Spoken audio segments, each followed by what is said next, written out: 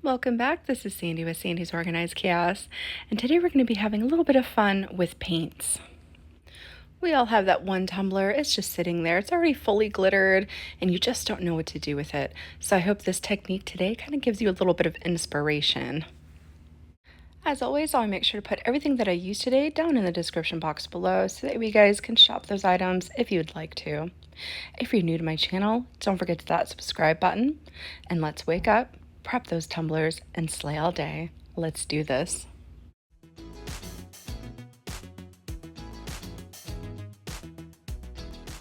We're going to start off right at the beginning. I already have my tumbler all prepped and painted here. The paint that I used today was this Candy Pink by Rust-Oleum. I thought it went really well with the glitter that I chose to go on my tumbler. I have my epoxy already here, and now when I'm using my chunky glitters, I like to do just a stripe along the front, a stripe along the back, so that way I know there's enough room for those glitters to kind of shift around and lay flat without me having to mess with them. So I know typically you guys only apply so much to where you can barely put it around the entire tumbler, but with your chunkies, add just a little bit more, and you'll definitely see the difference once you apply those chunky glitters. Now, once I have that tumbler fully coated, you don't want any dry spots. That way your glitter has something to stick to. The glitter that I'm using today is Eliza Jane, and this is from my glitter shop, socglitters.com. It is like a purple, lavender, pink color. It's a very, very pretty color, very soft. And so as you can see here, I'm just gonna fully coat my tumbler, and I'm just gonna kind of take my time. I don't wanna fully dump it on there. I just kind of like to take my time and kind of fill in any little spaces that may be visible once I apply my glitter. And then I'm going to show you guys how smooth it is after I apply this glitter here.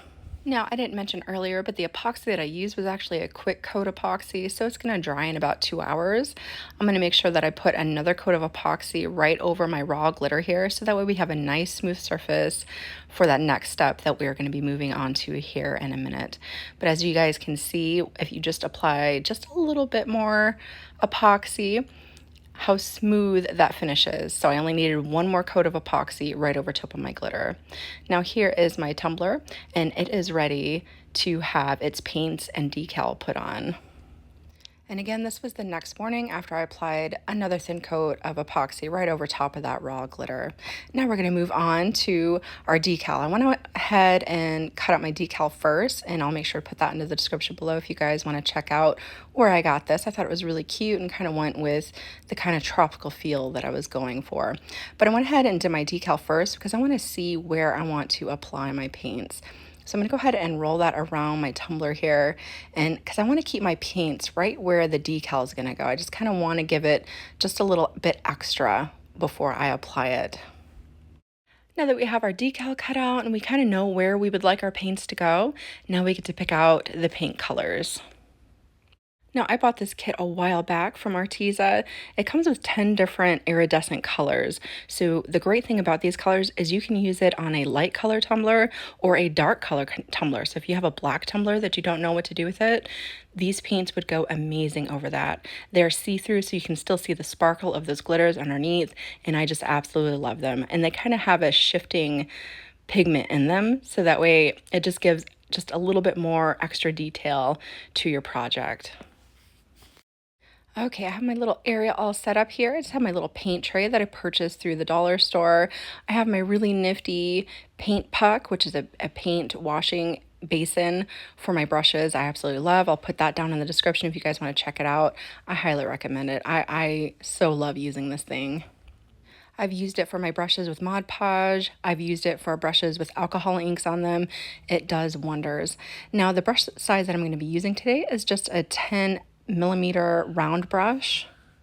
It's a pretty basic size, but you can obviously use whatever size brush or type of brush you would like to use. Now again, I just wanted to keep those paints right where those decals are going to go, or right where that one decal is going to go. So I just lined it up, and I'm just going to kind of eyeball where I would like my paints. And this is pretty much abstract after this point. All I'm simply going to do is just kind of take my time and enjoy the whole process of creating, because I know sometimes we kind of get into a rush and we just kind of want to just get something done. Just take your time, enjoy the process. That's the whole part of crafting. You need to enjoy what you're doing. But I went ahead and I started off with my shady orange color. I'm going to rinse my brush off really good, and then I'm going to move on to electric plum purple. And I am just making brush strokes. That's all I'm simply doing. You just want to make real random brush strokes right around where your decal is going to be, or if you'd like to do the entire tumbler that way, you could absolutely do the entire tumbler in these brush strokes. It does not matter. Wherever your imagination takes you, let it take you there.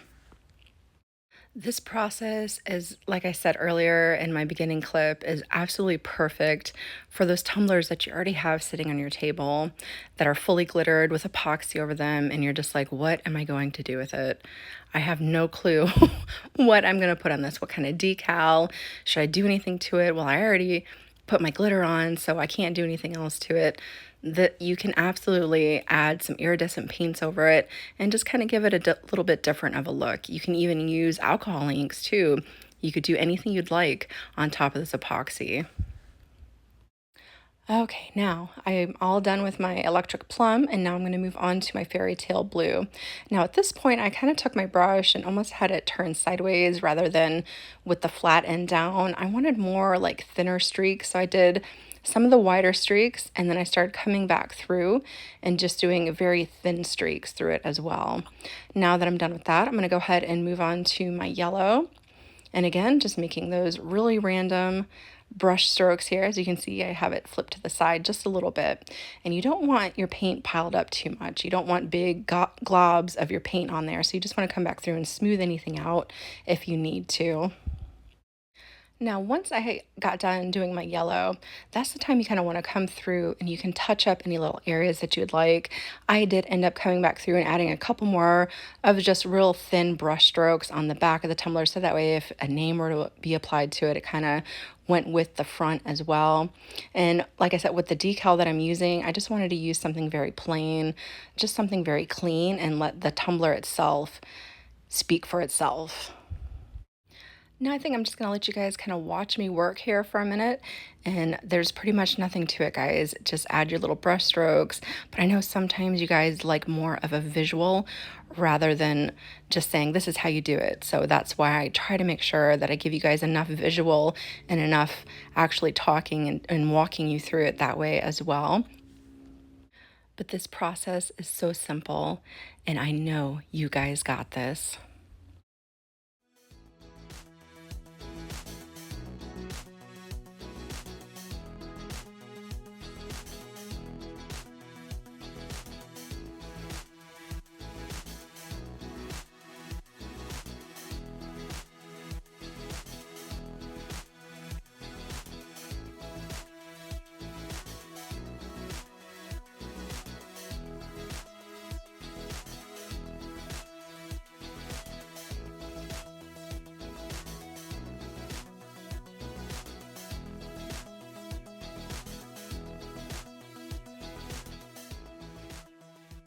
Now, as you guys are seeing right here, as I said earlier, I'm just flipped my brush over to the side so that way I just could get just a lot thinner brush strokes, just kind of accentuating along the back and more around the front, making sure everything is blended very well together. I'm going to let that dry fully, and now I'm going to apply my decal. I'm going to put my last two finishing coats of epoxy over top of that, and she is good to go.